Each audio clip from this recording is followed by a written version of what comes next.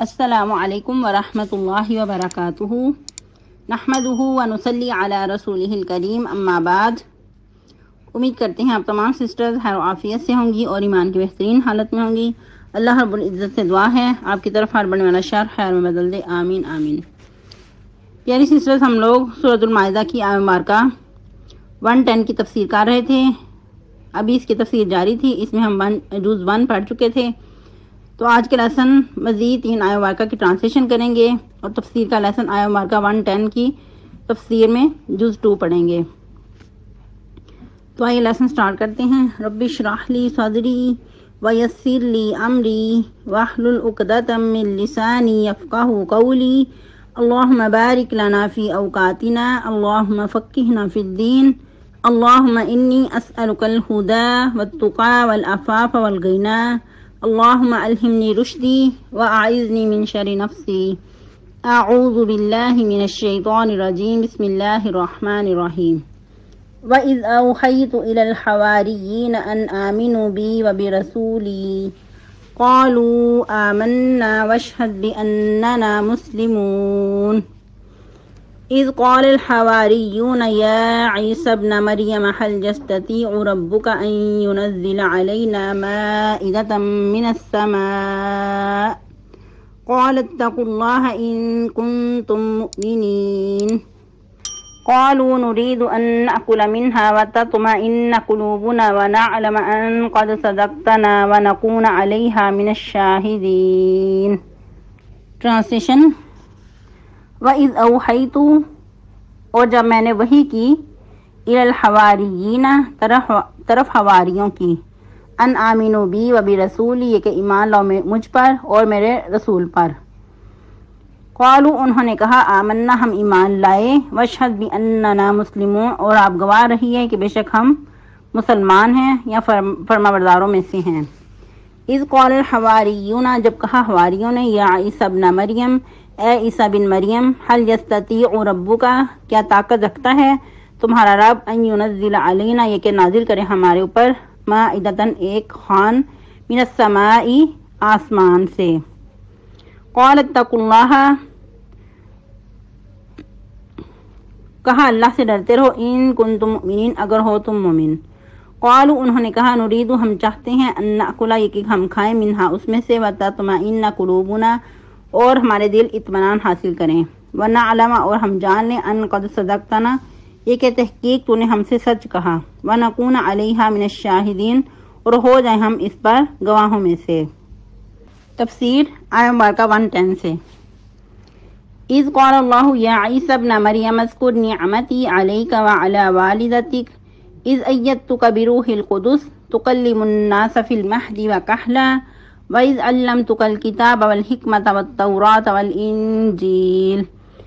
واذ تخلق من الطین کہیئۃ الطیر باذنی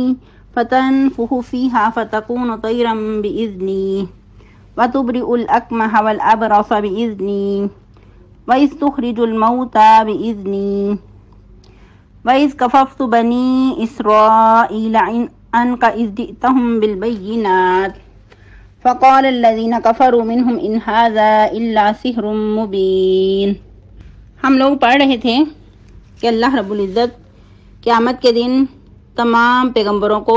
اکٹھا کریں گے ان کی امتوں کے ساتھ، تو اس وقت ان سے سوال کیا جائے گا کہ تمہیں کیا جواب ملا، یعنی کہ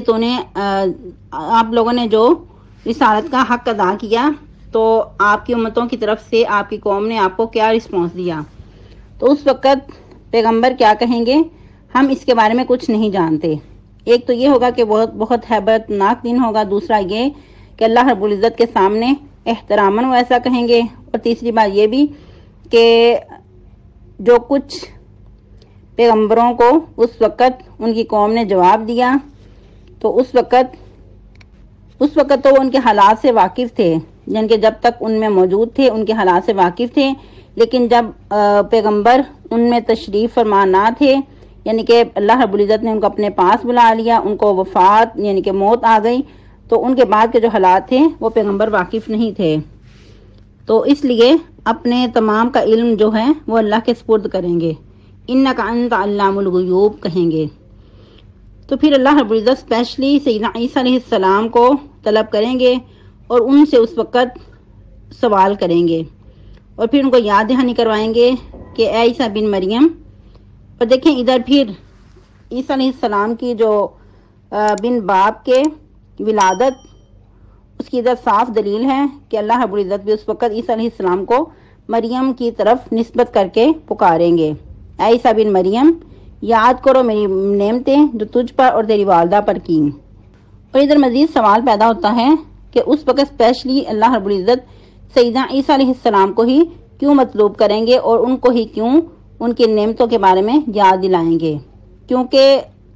سیدنا عیسیٰ علیہ السلام کی نسبت جو کچھ لوگوں نے اس وقت کیا، جب سیدنا عیسیٰ علیہ السلام نے اللہ کا پیغام پہنچایا تو انہوں نے کیا کہا؟ نصارہ کا جو عقیدہ باطل تھا اس کی تردید کے لیے اللہ رب العزت اس وقت سیدنا عیسیٰ علیہ السلام کو ہی سب کے سامنے پیش کریں گے. جیسا کہ آپ بہت ڈیٹیل سے پہلے پڑھ چکے کہ کچھ لوگوں نے تو سیدنا عیسیٰ علیہ السلام کو اللہ کے برابر قرار دے دیا اور کچھ نے کہا کہ بیٹا ہے اللہ کا، نعوذ باللہ استغفر اللہ، اور کچھ نے کہا کہ اللہ ہی کا حصہ ہے. تو یعنی کہ ان کے اندر بہت سارے عقیدے پائے جاتے ہیں اور کچھ کے اندر عقیدہ تثلیث کے وہ قائل ہیں. کیونکہ اگر سیدنا عیسیٰ علیہ السلام اللہ ہوتے یا اللہ کا حصہ ہوتے تو ان سے اس طرح سوال نہ کیا جاتا، اس طرح ان کو اللہ رب العزت اپنے سامنے پیش کر کے ان سے اس طرح سوال نہ کرتے. کیونکہ ایک اور مقام پہ اللہ رب العزت قرآن میں ہی فرماتے ہیں کہ جو کچھ ان کے معبودان نے باطل کرتے ہیں ان کے بارے میں ان سے سوال کیا جائے گا، لیکن جو اللہ رب العزت ہیں ان سے سوال نہیں کیا جائے گا. لا یسأل عما یفعل وهم یسألون، کہ جو کچھ اللہ رب العزت وہ کرتے ہیں اس کے بارے میں وہ پوچھا نہیں جائے گا ان سے، لیکن جو کچھ ان کے معبودان باطل کرتے ہیں یہ لوگ کرتے ہیں ان کے بارے میں ان سے لازمی سوال ہوگا. تو اس میں واضح پتہ چل رہا ہے کہ اللہ رب العزت سب کے سامنے سیدنا عیسیٰ علیہ السلام کو کھڑا کریں گے اپنے سامنے اور ان سے سوال کریں گے اور ان کو ان کے وہ احسانات جو اللہ رب العزت نے ان پہ کیے تھے وہ یاد دلائیں گے. تو اس میں ہم پڑھ رہے تھے کہ سیدہ مریم پہ جو اللہ رب العزت نے احسان کیے تھے وہ اللہ رب العزت سیدنا عیسیٰ علیہ السلام کو مخاطب کر کے کہیں گے کہ جو تجھ پر میں نے احسان کیا اور تیری والدہ پر. پھر ہم اس میں پڑھ رہے تھے سیدہ مریم پہ کیا احسانات تھے، ان کے ام عیسیٰ پہ کیا احسانات تھے. بہت سارے احسانات کے بارے میں ہم نے پڑھا اور کچھ مزید بھی تھے کہ جب ان کے سیدنا عیسیٰ علیہ السلام کی ولادت کا وقت آیا تو اس وقت اللہ رب العزت نے کیسے ان کے پاس کھجوروں کا انتظام کیا اور جو تازہ چشمہ تھا وہ بھی بہا دیا. جیسا کہ سورہ مریم میں ہی اللہ رب العزت نقشہ کھینچتے ہیں وَخُذِّي إِلَيْكِ بِجِذْعِ النَّخْلَةِ تُسَاقِطْ عَلَيْكِ رُطَبًا جَنِيًّا، کہ فرشتے نے کہا کہ اپنی طرف یہ جو تازہ کھجوروں کا خوشہ ہے اس کو کھینچو، تمہارے اوپر تازہ کھجوریں جڑ پڑیں گی. فَكُلِي وَاشْرَبِي وَقَرِّي عَيْنًا، تو اس کو کھاؤ اور تازہ چشمے سے پانی پیو اور بچے کو دیکھ کر اپنی آنکھیں ٹھنڈی کرو. پھر ساتھ ہی اللہ رب العزت نے ان کی جو برات تھی اس کا بھی انتظام کر دیا کہ بچے کو دیکھ کے آنکھیں بھی ٹھنڈی کرو. اگر تم سے کوئی اس کے بارے میں کچھ پوچھے تو اس کو کچھ جواب نہ دینا، بلکہ اس کو اشارے سے کہنا کہ میں نے آج کے دن رحمان کے لیے نظر مانی ہے کہ میں آج کے دن کسی بھی انسان سے کوئی بات نہیں کروں گی. فلن اکلم اليوم انسیا. تو انسان اگر تمام واقعات کو سامنے رکھے، بصیرت کی نگاہ سے دیکھے سمجھے تو اللہ رب العزت کا کتنا بڑا ان پہ احسان ہے کہ اللہ رب العزت نے کیسے ان کے برات نازل کی. قرآن میں خود اللہ رب العزت نے اس بات کی گواہی دی کہ سیدہ مریم پاک ہیں، بالکل ان کی پاک دامنی میں کسی قسم کا بھی کوئی شیبہ تک نہیں ہے. جیسا کہ سیدنا اما جان عائشہ صدیقہ رضی اللہ تعالی عنہا کے بارے میں بھی قرآن نے خود ان کی برات نازل کی، لیکن وہ ایک ہی مقام پہ اللہ رب العزت نے ان کی برات نازل کی. تو سیدہ مریم کے بارے میں تو بہت ساری آیات مبارکہ ہیں کہ جو ان کی پاک دامنی کی واضح دلیل ہیں. اور ادھر سوال پیدا ہوتا ہے کہ اللہ رب العزت نے جو احسان ان کی والدہ پہ کیے تو اس کا ذکر سیدنا عیسیٰ علیہ السلام کے ساتھ کیوں کیا، یا اس کو اس طرح کیوں بیان کیا کہ یاد کرو میری ان نعمتوں کو جو میں نے تجھ پر اور تیری والدہ پہ کی. کیونکہ جو والدین پہ احسانات ہوتے ہیں یقیناً انسان ان کا حصہ دار ہوتا ہے. یہاں تک کہ اگر کسی والدین کو بہت بڑی ناموری ملتی ہے، کوئی بہت بڑا مقام ملتا ہے تو یقیناً اسی نام سے بچے بھی پہچانے جاتے ہیں. کہ فلاں ماں کا بچہ ہے، یہ فلاں والدین کا بچہ ہے، جو والدین اتنے بڑے عہدے پہ فائز ہیں یہ ان کا بچہ ہے، تو یقیناً یہ چیز ہوتی ہے کہ بچوں کو والدین کے حصے میں شامل کیا جاتا ہے کہ بچے جو ہوتے ہیں وہ والدین کی پہچان ہوتے ہیں۔ یقیناً بچے والدین کی عکاسی کرتے ہیں، کہیں نہ کہیں ان کے اندر والدین کی جو اچھائیاں ہوتی ہیں وہ بھی جھلکتی ہیں، اس کے علاوہ جو والدین کے احسانات ہوتے ہیں وہ بچوں کے اندر بھی ڈیولپ ہوتے ہیں۔ تو اسی احسانات کو اللہ رب العزت عیسیٰ علیہ السلام کو یاد کروا رہے ہیں، جس طرح کہ سیدنا سلیمان علیہ السلام نے بھی کیسے دعا کی تھی، ربی اوزعنی ان اشکر نعمتک التی انعمت علی وعلی والدی وان اعمل صالحا ترضاہ وادخلنی برحمتک فی عبادک الصالحین۔ سیدنا سلیمان علیہ السلام نے دعا کی کہ اللہ مجھے توفیق دے کہ جو تو نے احسان مجھ پر اور میرے والدین پہ کیے ان کا میں شکر بجا لاؤں اور ایسے اعمال کروں کہ جس کو تو پسند کرے، اور مجھے اپنی رحمت کے ساتھ اپنے نیک بندوں میں شامل فرما۔ تو کیا پتہ چلتا ہے کہ یہ پیغمبرانہ روش ہے کہ انسان اپنے احسانات کے ساتھ ساتھ دعا جب کرتا ہے، شکر بجا لاتا ہے، تو اس کے ساتھ ساتھ اپنے والدین کے لیے بھی دعا کرے کہ جو احسانات ہمارے والدین پہ کیے گئے اے اللہ ہم اس کا بھی شکر گزار ہوں۔ جیسا کہ ایک اور مقام پہ بھی اللہ رب العزت فرماتے ہیں کہ جب انسان 40 سال کا ہو جاتا ہے تو اس وقت وہ کیا دعا کرتا ہے، ربی اوزعنی ان اشکر نعمتک التی انعمت علی وعلی والدی وان اعمل صالحا ترضاہ واصلح لی فی ذریتی انی تبت الیک وانی من المسلمین۔ تو آج آپ لوگوں کا ہوم ورک بھی ہوگا کہ انشاءاللہ شعوری طور پہ اللہ کا شکر ادا کرنا ہے اور اپنے والدین کے لیے بھی کثرت سے دعا کرنی ہے۔ اور یقیناً جب بھی کوئی بچہ کسی بڑے عہدے پہ فائز ہوتا ہے، اس کو کوئی بڑا مقام ملتا ہے، تو اس کے پیچھے سب سے پہلے اس کے والدین کا ہاتھ ہوتا ہے، اور بچوں کے لیے بہت ضروری ہے کہ اپنے والدین کے لیے کثرت سے دعائیں کریں۔ جب بچے چھوٹے ہوتے ہیں اس وقت تو شاید ان کو اس بات کی قدر نہیں ہوتی، وہ اس کی اہمیت کو نہیں سمجھتے کہ والدین ان پہ اگر کوئی سختی کرتے ہیں، ان کو کوئی پابندی عائد ان پہ کرتے ہیں تو ان کی بھلائی کے لیے ہی کرتے ہیں، اس میں ان کے لیے خیر خواہی چھپی ہوتی ہے۔ لیکن یقیناً ایک وقت کے بعد ان کو اس بات کی اہمیت کا پتہ چلتا ہے کہ ان کی جو سختیاں، ان کی جو پابندیاں تھیں ان کو کسی بڑے مقام تک پہنچانا چاہتی تھیں۔ اور یقیناً جب انسان کامیاب ہوتا ہے تو اس کے پیچھے ان کے والدین کا ہاتھ ہوتا ہے، ان کے والدین کی کوششیں چھپی ہوتی ہیں۔ ہم سب بھی آج جس مقام پہ ہیں تو یقیناً ہم سب کے والدین کا اس کے پیچھے ہاتھ ہے، ہم سب کے والدین کی اس میں کوشش چھپی ہوئی ہے، اور سب سے بڑھ کے والدین کی دعائیں ہوتی ہیں اپنے بچوں کے لیے، جو انسان کو کسی نہ کسی مقام تک لازمی پہنچا دیتی ہیں۔ تو اس لیے سب نے شعوری طور پہ والدین کے لیے کثرت سے دعائیں کرنی ہیں اور اللہ کا شکر بھی ادا کرنا ہے کہ اللہ رب العزت نے ہم سب کو مسلمان گھرانوں میں پیدا کیا اور ہم سب کو قرآن جیسی نعمت سے نوازا ہے، ورنہ ہم اس لائق نہیں تھے کہ اللہ رب العزت ہمیں یہ مقام عطا کرتے۔ پھر اللہ رب العزت مزید کیا احسان یاد کروا رہے ہیں، اذ ایدتک بروح القدس، جب تمہیں قوت دی ساتھ روح القدس کے، یعنی سیدنا عیسیٰ علیہ السلام کی جو پیدائش تھی وہ سیدنا جبرائیل علیہ السلام کے قوت کے ساتھ تھی۔ انہوں نے جب روح پھونکی اللہ کے حکم سے تو اس وقت کیا ہوا کہ سیدنا عیسیٰ علیہ السلام کا وجود دنیا پہ ظاہر ہوا۔ تو مزید اللہ تعالیٰ فرما رہے ہیں تکلم الناس فی المہد وکہلا، تم بات کرتے تھے لوگوں سے گود میں بھی اور ادیڑ عمر میں بھی۔ گود میں بات جو کل ہم نے بات کی تھی وہ، اور کہلا ادیڑ عمر میں، یعنی کہ جب سیدنا عیسیٰ علیہ السلام کو نبوت اللہ رب العزت نے عطا کی تو 30 سے اوپر ان کی عمر تھی اس وقت، اور جو کہلا کی عمر ہوتی ہے وہ 30 سے لے کر 40 کے درمیان ہوتی ہے، کہ جب انسان جوانی کی دہلیز کراس کر جاتا ہے اور بڑھاپے سے پہلے جو درمیانی عمر ہوتی ہے اس کو کہلا بولا جاتا ہے۔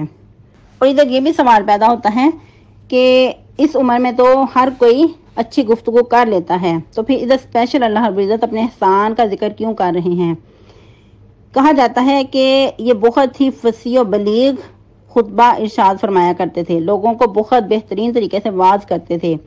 اور ایسا واعظ کہ ہر ایک کے دل میں اس کا اثر ہوتا تھا، اور ان کی زبان میں بھی بہت فصاحت تھی، اور اس کے علاوہ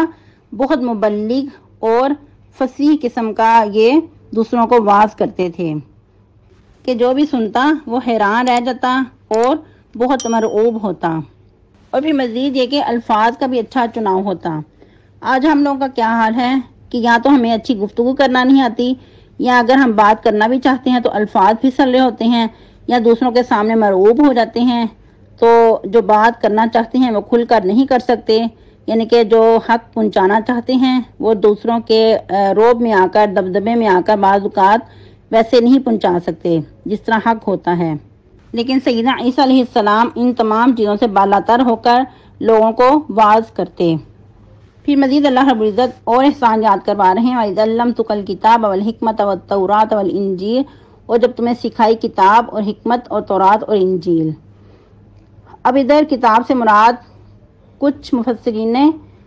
کتابت لی ہے، یعنی کہ لکھائی کا جو ہے ان کو وہ بہت بہترین لکھائی کرنا آتی تھی، یعنی کہ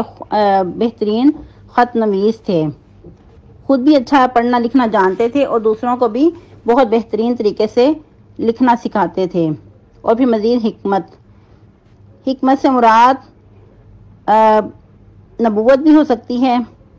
اور دانش مندی بھی ہو سکتی ہے، کہ بہت ان کے اندر عقل مندی تھی، سمجھداری تھی۔ اور اس کے علاوہ آپ کو پہلے بھی بتایا گیا کہ حکمت سے مراد وقت پہ رائٹ فیصلہ کرنا۔ اور پھر مزید تورات اور انجیل۔ اب سوال پیدا ہوتا ہے کہ تورات اور انجیل دونوں اکٹھی کیسے؟ تورات تو پہلے سے موجود تھی،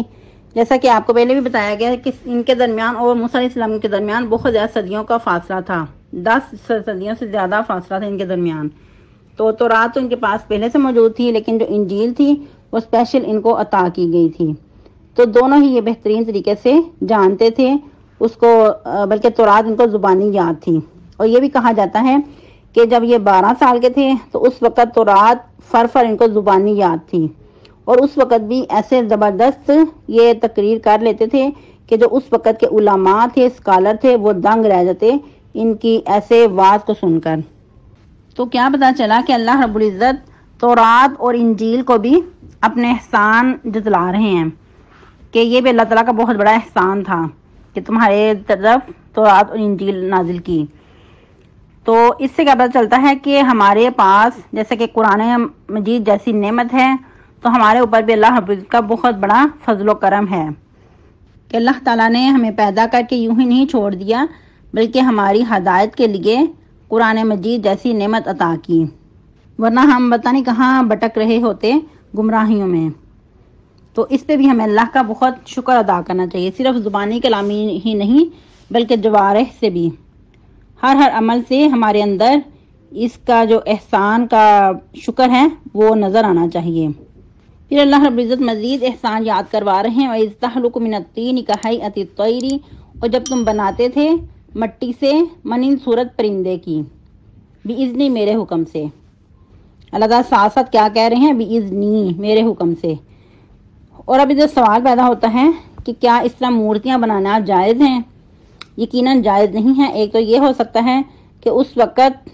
پہلی شریعتوں میں اس کی جو حرمت ہے وہ نازل نہ ہوئی ہو، اور دوسرا یہ بھی کہ ساتھ ہی اللہ رب العزت بِإِذْنِ کہہ رہے ہیں کہ میرے حکم سے۔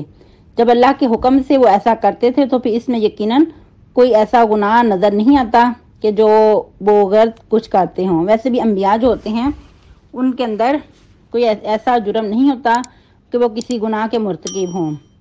انبیاء جو ہوتے ہیں وہ معصوم عن الخطا ہوتے ہیں، اور جیسا کہ اللہ رب العزت خود ان کو ایسا حکم دیتے ہیں کہ تم ایسا کرو، پرندے کی صورت بناؤ۔ پھر اس میں فَتَنْفُخُ فِيهَا فَتَكُونُ طَيْرًا بِإِذْنِهِ، تو اس میں اللہ کیا حکم دیتے کہ اس میں پھونک مارو تو وہ صحیح سلامت پرندہ بن جاتا، پھر بھی کیا؟ بِإِذْنِي میرے حکم سے، یعنی کہ اللہ کا اذن ہوتا تو اس پرندے کے اندر جان آ جاتی، وہ صحیح سلامت پرندہ بن جاتا جیسا کہ اڑنے والا پرندہ ہوتا ہے۔ تو یہ سب کچھ اللہ کے حکم سے ہوتا تھا، اس میں سیدنا عیسیٰ علیہ السلام کا اپنا کوئی کمال نہیں تھا۔ اور ایسے ہی جتنے بھی تمام انبیاء کو معجزات ملتے وہ سب اللہ کے حکم سے ہوتے تھے، اس میں انبیاء کا اپنا کوئی کمال نہیں ہوتا تھا۔ پھر مزید اللہ تعالیٰ احسان یاد کروا رہے ہیں وَتُبْرِئُ الْأَكْمَحَ وَالْأَبْرَصَ بِإِذْنِي، اور تم تندرست کرتے تھے اندھے کو اور برس والی بیماری کو بِإِذْنِي، میرے حکم سے۔ اور یہ جو اکمہ کا ورڈ ہے یہ پیدائشی اندھے کے لیے، کہ جو پیدا ہوتے ہی اندھا ہوتا، نابینا ہوتا، اس کی آنکھوں پہ سیدنا عیسیٰ علیہ السلام ہاتھ پھیرتے تو وہ اللہ کے حکم سے تندرست ہو جاتا۔ اسی طرح جو پھل بہری والا انسان ہوتا، اس کو بھی جب ہاتھ پھیرتے تو وہ اللہ کے حکم سے بالکل تندرست ہو جاتا۔ پھر مزید اللہ تعالیٰ یاد کروا رہے ہیں وَإِذْ تُخْرِجُ الْمَوْتَىٰ بِإِذْنِي، اور جب تم زندہ کرتے تھے مردوں کو میرے حکم سے۔ تو ادھر کہا جاتا ہے کہ ایک تو یہ تھا کہ قبروں سے جس بھی مردے کو قبر سے گزرتے ہوئے جس بھی مردے کو کہتے کہ قبر سے نکل کے باہر آ جا، تو وہ زندہ ہو کر جن کے صحیح سلامت کھڑا ہوتا۔ اور ایک اور بھی ہے کہ جو بالکل نیا فوت شدہ ہوتا تو اس کو بھی اگر کہتے کہ تم زندہ ہو جاؤ تو وہ اللہ کی طرف سے بطور معجزہ زندہ ہو جاتا۔ تو یہ خاص سیدنا عیسیٰ علیہ السلام کے معجزات تھے جو ان کو اللہ رب العزت نے عطا کیے تھے، اور پہلے بھی آپ سورہ آل عمران میں ڈیٹیل سے پڑھ چکے ہیں۔ اور اس میں کچھ ورڈنگ کا فرق ہے۔ سورہ آل عمران میں آپ لوگوں نے پڑھا تھا وَأُحْيِي الْمَوْتَىٰ بِإِذْنِ اللَّهِ، ادھر سیدنا عیسیٰ علیہ السلام کیا کہتے تھے؟ میں زندہ کرتا ہوں مردوں کو اللہ کے حکم سے۔ تو مفسرین نے اس کی تفسیر یوں کی ہے کہ ادھر جو احیی الموتیٰ کا ورڈ ہے، جو ابھی نیا یعنی کہ تازہ ہی جو فوت شدہ ہوتا اس کو کہتے کہ زندہ ہو جاتا، وہ زندہ ہو جاتا اللہ کے حکم سے۔ اور جو ادھر آج کے آیت مبارکہ میں ہے وَإِذْ تُخْرِجُ الْمَوْتَىٰ بِإِذْنِي، جب تم زندہ کرتے تھے مردوں کو میرے اذن سے، تو اس سے مراد جو قبروں کے اندر پہلے سے فوت شدہ ہوتے تو ان کو اگر کہتے کہ تم قبر سے باہر آ جاؤ زندہ ہو کر، تو وہ صحیح سلامت سامنے مردہ جو تھا وہ زندہ ہو کے کھڑا ہوتا۔ تو یہ تھوڑا سا ڈیفرنٹ ہے جو کہ اہل علم میں اس کے بارے میں وضاحت کی ہے۔ اور سورہ آل عمران میں ہم نے مزید یہ بھی پڑھا تھا کہ وَأُنَبِّئُكُم بِمَا تَأْكُلُونَ وَمَا تَدَّخِرُونَ فِي بُيُوتِكُمْ، اور تمہیں میں بتاتا ہوں جو کچھ تم کھا کر آئے ہو اور جو تم چھوڑ آئے ہو اپنے گھروں میں۔ تو یہ بھی اللہ کی طرف سے بطور معجزہ تھا جو سیدنا عیسیٰ علیہ السلام لوگوں کو اس کی خبر دیتے تھے۔ تو ادھر سیدنا عیسیٰ علیہ السلام خود فرماتے ہیں کہ ان فی ذالک لآیۃ لکم ان کنتم مؤمنین، بے شک اس میں سراسر اللہ کی طرف سے نشانیاں ہیں اگر تم اس پر ایمان لاؤ۔ اور اس میں مزید کچھ وضاحت کے کچھ مفسرین نے یہاں تک کہا کہ جب وہ ایسا کرنا چاہتے تو 2 نفل ادا کرتے اور پھر اللہ کے حضور دعا کرتے، اور اس کے علاوہ اللہ کے 7 ناموں کے ذریعے دعا کرتے، اللہ کے 7 ناموں کے وسیلے سے دعا کرتے تو اللہ تعالیٰ پھر وہ مردے کو زندہ کر دیتے۔ اور صحیح احادیث سے بھی اس بات کا پتہ چلتا ہے کہ اللہ کے ناموں کے واسطے سے دعا کی جائے تو یقیناً اللہ تعالیٰ دعا کو قبول کرتے ہیں۔ تو اس لیے آپ کو اللہ کے نام آنے چاہیے جو اسماء حسنی ہیں، اللہ کے 99 نام ہیں، تو انسان کو زبانی آنے چاہیے اور ان کے ذریعے اللہ سے دعا کرنی چاہیے۔ جیسا کہ ایک حدیث میں یہ بھی آتا ہے کہ یا ذا الجلال والاکرام کو لازم پکڑو، یعنی کہ اس سے مراد کہ جب دعا کرو تو ان ناموں کے واسطے سے دعا کرو۔ تو اگر تو آپ کو اسماء حسنی آتے ہیں تو الحمدللہ ان کو اپنے صبح شام کے اذکار میں شامل کریں، اور اگر نہیں آتے تو ان کو لازمی یاد کریں۔ پھر اللہ رب العزت مزید فرما رہے ہیں وَإِذْ كَفَفْتُ بَنِي إِسْرَائِيلَ عَنْكَ إِذْ جِئْتَهُم بِالْبَيِّنَاتِ فَقَالَ الَّذِينَ كَفَرُوا مِنْهُمْ إِنْ هَذَا إِلَّا سِحْرٌ مُبِينٌ، اور جب میں نے ہاتھ روکے بنی اسرائیل کو تجھ سے، یعنی کہ بنی اسرائیل کے پاس جب تو کھلم کھلا دلائل لے کر آیا تو اس وقت انہوں نے کہا جو ان میں سے کافر تھے یہ تو کھلم کھلا جادو ہے۔ تو اس وقت یہ سب چیزیں دیکھ کے، معجزہ دیکھ کے بھی جنہوں نے نہیں ماننا تھا وہ نہ مانے، بلکہ وہ آپ سیدنا عیسیٰ علیہ السلام کے قتل کے درپے ہو گئے، ان کو سولی چڑھانے کے درپے ہو گئے۔ جیسا کہ آپ نے پہلے بھی بہت وضاحت سے اس کے بارے میں پڑھا، تو انہوں نے یہی کہا کہ ہم نے سیدنا عیسیٰ علیہ السلام کو نعوذ باللہ استغفر اللہ کہ سولی چڑھا دیا، لیکن قرآن مجید سرن اس کی نفی کرتا ہے۔ وما قتلوہ وما صلبوہ ولکن شبہ لہم، نہ انہوں نے اس کو قتل کیا ہے اور نہ ان کو سولی چڑھایا ہے، لیکن ان کو اس کے بارے میں شبہ ہو گیا ہے۔ بہت ہی دکھ اور افسوس کی بات تو یہ ہے کہ اتنے کھلے معجزات دیکھ کر بھی ان لوگوں نے اس کو جادو ہی قرار دے دیا۔